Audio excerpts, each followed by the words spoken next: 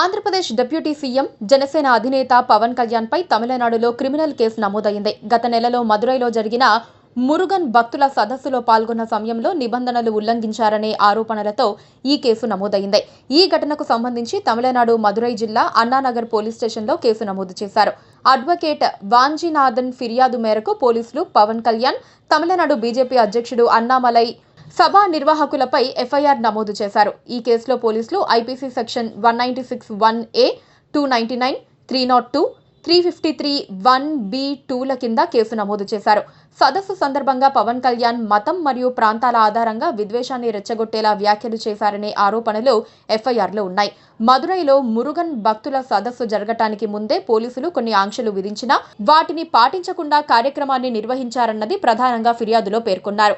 ఈ కేసు నమోదు నేపథ్యంలో తమిళనాడుతో పాటు ఆంధ్రప్రదేశ్లో కూడా రాజకీయంగా చర్చలు మొదలయ్యాయి.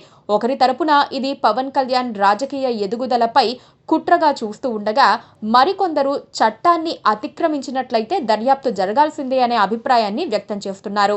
అధికార వర్గాలు మాత్రం కేసు నమోదు ప్రాథమిక దశలోనే ఉందని, విచారణ అనంతరం తదుపరి చర్యలు తీసుకుంటామని స్పష్టం చేశాయి.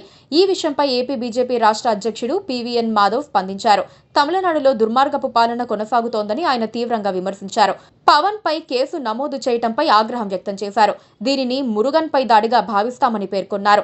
తమిళనాడు బీజేపీ రాష్ట్ర నేత అన్నామలైకి అండగా పవన్ కళ్యాణ్ రంగంలోకి దిగారని ఆయన అన్నారు. వారిద్దరికీ అండగా ఉంటామని మాధవ్ తెలిపారు. తమిళనాడు ఎన్నికల్లో డీఎంకే ఓటమి ఖాయమన్నారు. Please subscribe to KTV Telugu. KTV Telugu. KTV Telugu. KTV Telugu channel.